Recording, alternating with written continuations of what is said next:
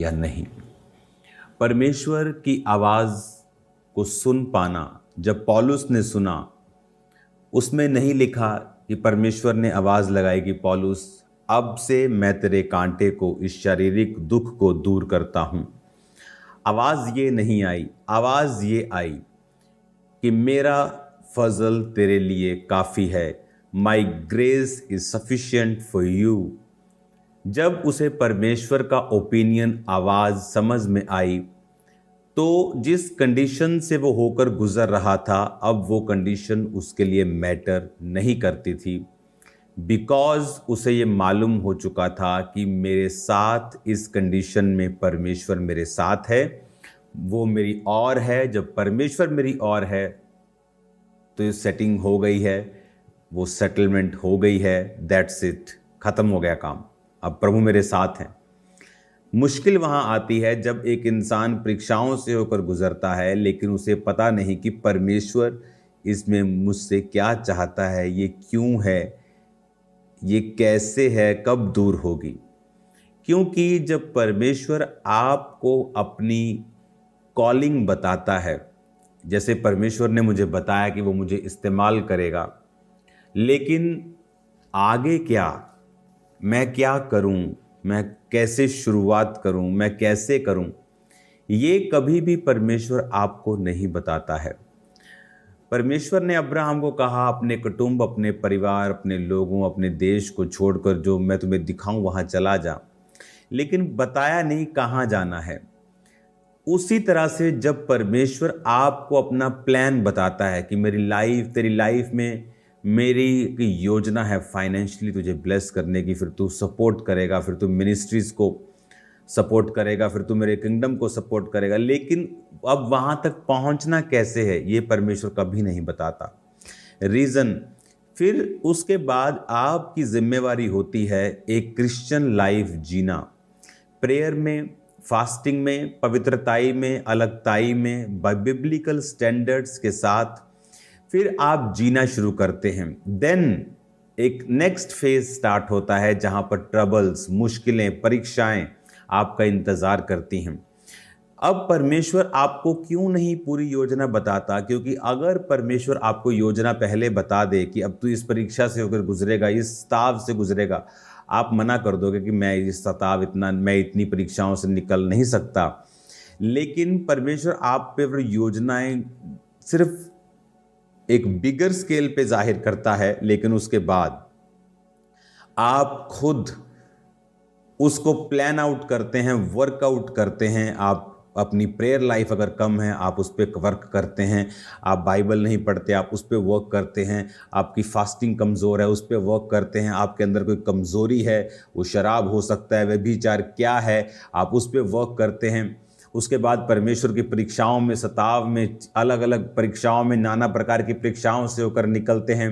तब परमेश्वर आपको स्ट्रॉन्ग करता है, मजबूत करता है, फाइनल डेस्टिनेशन के लिए वो आपको तैयार करता है, और इस तरह से परमेश्वर आपको लेके जाता है। लेकिन उस दौरान जब परमेश्वर की आवाज़ आपको सुनाई नहीं देती, तो बहुत से लोग डाउट में चले जाते हैं, पाप में चले जाते हैं, नॉन बिब्लिकल चीज़ों में चले जाते हैं, दूसरे परमेश्वरों की ओर चले जाते हैं। जब आपको मालूम है कि परमेश्वर क्या कहता है, कि इस विषय में परमेश्वर क्या कहता है, अच्छा ये परीक्षा परमेश्वर, ओके इसमें मेरी बेहतरी है, इसमें मैं नेक्स्ट लेवल पे जा रहा हूँ, ओके ये सूखा गड्ढा जो यूसुफ का, हाँ परमेश्वर मुझे तैयार कर रहा है, वो कुर्सी जो खुदा ने मुझे दिखाई थी उसके लिए प्रिपेयर कर रहा है, ओके ये रिजेक्शन भी परमेश्वर की ओर से है। जब आपको मालूम चलता है कि परमेश्वर क्या कर रहा है और ये खुदा की ओर से है, आप बने रहते हैं, आप स्थिर रहते हैं, आप कॉन्फिडेंट रहते हैं, फेथ में रहते हैं, और खुदा के उस जर्नी में, उस डेस्टिनी में जो खुदा ने आपके लिए रखी है, आप काम करते रहते हैं। अब क्वेश्चन ये कि मैं सुनूं कैसे, प्रभु की आवाज़ को सुनूं कैसे, मुझे कैसे मालूम हो कि परमेश्वर मुझसे क्या कह रहा है, और अगर मुझसे वो कह रहा है, क्या वही कह रहा है, या शैतान मुझसे बात कर रहा है, या मैं अपने आप से बात कर रहा हूँ, या मेरा मन मुझसे बात कर रहा है, ये क्या हो रहा है, मैं ये कैसे पता करूं? इसका कोई भी फॉर्मूला इस दुनिया में नहीं है। ये कैसे मालूम होता है, ये प्रैक्टिकली मैं आपको बताता हूँ। जब आप प्रभु के साथ समय व्यतीत करना शुरू करते हैं, और सेकंड, अगर आपको रिटन बाइबल की नॉलेज नहीं है, आपको रिटन में नहीं मालूम परमेश्वर आपकी लाइफ से क्या चाहता है, आपको लिखित इच्छा के बारे में नहीं पता है, तो कभी भी आप परमेश्वर की आत्मा की आवाज़ की परख नहीं कर सकते।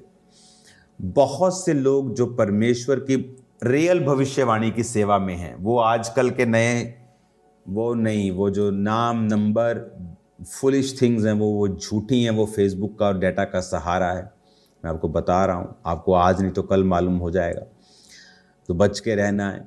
और जो रियल प्रोफेटिक, अगर आप किसी real prophetic not numbers, not नाम, नॉट फेसबुक पे लिखा है वो सब चीज़ें, आपने कब घर में प्रवेश किया, आपका कब इनॉग्रेशन था, आपका बच्चे का बर्थडे कब है, सब कुछ लिखा है, डायरेक्ट और इनडायरेक्ट लिखा है, तो वो पढ़ लेते हैं।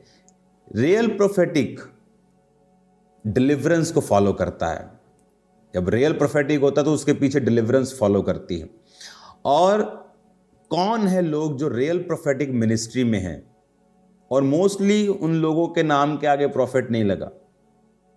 ये भी बड़ी समझने वाली चीज़ है, इसको फिर हम बात करेंगे, लेकिन मैं आपको बता रहा हूं, जब आप प्रभु की आवाज़ को सुनना चाहते हैं, आपको मालूम होना चाहिए कि जितने भी बड़े बाइबल के मेजर प्रॉफिट्स थे वो वचन के साथ जुड़े हुए थे।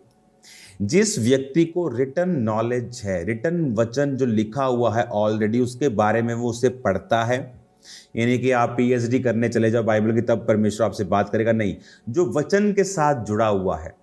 बाइबल कहती शमूएल को जब परमेश्वर ने आवाज़ लगाई तो वो संदूक के पास लेटा हुआ था। जो वचन के नज़दीक है, जो वचन को पढ़ता है, वचन को सुनता है, जीवित चर्च का मेंबर है, जीवित चर्च को फॉलो करता है, इवेंजलिज्म को फॉलो करता है, स्पिरिचुअल चीज़ों को फॉलो करता है। जब आप रिटन वर्ड को फॉलो करते हैं और रिटन वर्ड को आप समझते हैं, हमेशा परमेश्वर उन्हीं लोगों से बात करता है जो रिटन वर्ड को अच्छी तरह से जानते हैं। ऐसा नहीं हो सकता आपने 6 महीने बाइबल को हाथ ना लगाया हो और आप कहें परमेश्वर ने आपसे बात की है। ये 500 करोड़ में एक केस हो सकता है, और वो भी उन लोगों के साथ जो मोस्टली बाइबल को जानते होंगे, वचन को समझते होंगे। ऐसे नहीं कि आप क्रिश्चियन हैं और आपने बाइबल को हाथ नहीं लगा और आप कहे खुदा ने मुझसे बात की है, खुदा ने मुझसे बात की। मैं लोगों को सुनता हूं, मुझे हंसी आती, खुदा ने मुझसे बात की, खुदा ने। बाइबल पढ़े कितनी देर हो गई? 2 महीने। कौन सा खुदा तुम्हारे साथ बात कर रहा है? अगर आप खुदा के रिटन वर्ड से लव नहीं करते और अपने हृदय में उसको छुपा के और बना के और उसको उस पर नहीं चलते, उसको आज्ञाओं को अपने हृदय में रखे रहना, अगर आप उसकी आज्ञाओं को दिल से नहीं मानते, परमेश्वर का आत्मा आपको मालूम नहीं कब बात करता है। जब वो बात करेगा, आपके इनर वॉइसेस शैतान की आपकी इतनी होंगी कि आप उस आवाज़ को कभी सुन नहीं पाएंगे। परमेश्वर का आत्मा जब आवाज़ लगाता है, वो इतनी पावरफुल होती है लेकिन बहुत धीमी भी होती है। वो फोर्सफुल परमेश्वर नहीं है, इस जेंटल, बहुत जेंटल आवाज़ होती है। अगर आप शरीर में हैं, आप मिस कर जाएंगे। तो सुनना कैसे है? बाइबल के साथ जुड़ के, बाइबल के साथ जुड़ के, रिटन वर्ड के साथ जुड़ के, बिब्लिकल स्टैंडर्ड्स अपना के, प्रार्थना में रह के, जीवित चर्च के साथ जुड़ के। बाइबल कहती है शाऊल जब नबियों के ग्रुप में गया तो नबूवत करने लगा, यानी वो मसा ट्रांसफर हुआ। आपको परमेश्वर की आवाज़ सुनाई नहीं देती, आप उन लोगों की संगति, उस चर्च की संगति करना स्टार्ट करते हैं जहां परमेश्वर बात करता है। सडनली आप पर भी वो ग्रेस उतरती है। आप एकदम से बड़ी चीज़ों के बारे में नहीं, अपनी हाउस होल्ड के बारे में, अपने बच्चों के बारे में, अपने खाने के बारे में, अपने कपड़ों के बारे में भी परमेश्वर आपसे बात करनी स्टार्ट करता है। और